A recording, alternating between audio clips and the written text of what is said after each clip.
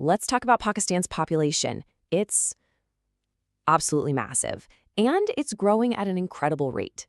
The numbers behind this growth, well, they tell this powerful story about the nation's past, its present challenges, and, its future potential. I want you to do something with me. Just count to 7. Ready? 1, 2, 3, 4, 5, 6, 7. Okay. In the time it just took us to do that, something fundamental just changed in Pakistan. Yep, you guessed it, the population just ticked up by 1. Every 7 seconds, there's a net increase of 1 person. Think about that. It's this relentless, powerful pulse of growth happening right now. So, what's behind this constant 7-second pulse? Let's dive in and look at the daily numbers that really make up the heartbeat of this growing nation. Okay, get ready because the sheer scale of these daily numbers is staggering.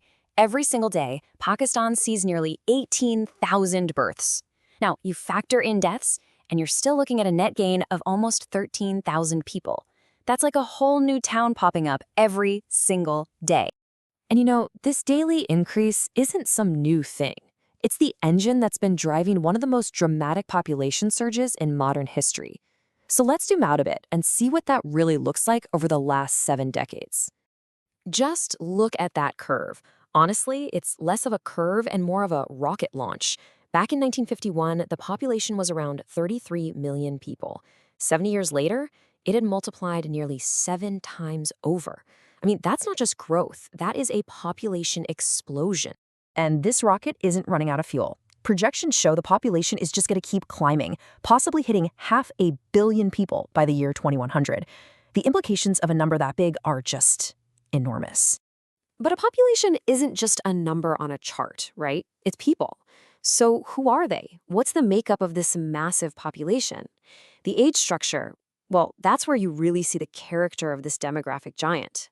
So what you're looking at here is a population pyramid. And wow, does it tell a story? See how wide it is at the bottom and how it gets super narrow at the top? That classic pyramid shape is the dead giveaway of a very, very young population, with a huge number of children and teenagers. Let's break that down into some simple numbers. More than a third of the entire country, over 35%, is under the age of 15. The working age population is about 60%, and then a tiny fraction, just over 4%, is 65 or older. And if there's one single number that perfectly captures this youthfulness, it's this. The median age is just under 24. That means half of Pakistan's entire population is younger than 24 years old, making it one of the youngest large countries on the planet. Now, having a population this young, it's a double-edged sword. It's a huge opportunity, for sure, but it also brings some pretty significant challenges. And this brings us to a really crucial idea, the dependency ratio. So, what is the age dependency ratio? Well, it basically measures the burden on the working population. It's a simple comparison. You take the number of dependents, so kids and seniors, and you compare that to the number of people who are of working age. Think of it like this. The productive working age population has to support both the young and the old. The higher that dependency ratio gets, the heavier that burden becomes for everyone who's working. In Pakistan, that ratio is a whopping 65.7%. To put that in perspective, it means that for every 100 people in the workforce, there are nearly 66 dependents. That creates immense pressure on wages, on social services, on the whole economy. So where is all this pressure coming from? You might think it's from a lot of elderly people, but nope. The age dependency ratio is actually pretty low. The overwhelming majority of that burden, it comes from child dependency. It's that massive youth population that's driving this incredibly high ratio. Okay, so we have this immense young population. What's the key that could unlock all that potential and really shape the country's future? Well, one of the most critical factors has to be education, and specifically, literacy. When you look at the adult population, there's a really stark gap. Over 71% of men are literate, but for women, that number drops to just over 45%. That disparity represents a huge, huge reservoir of untapped human potential. But here's some good news.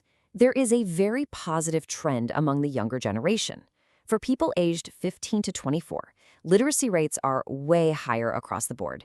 And crucially, while there's still a gender gap, the female youth literacy rate is over 69%.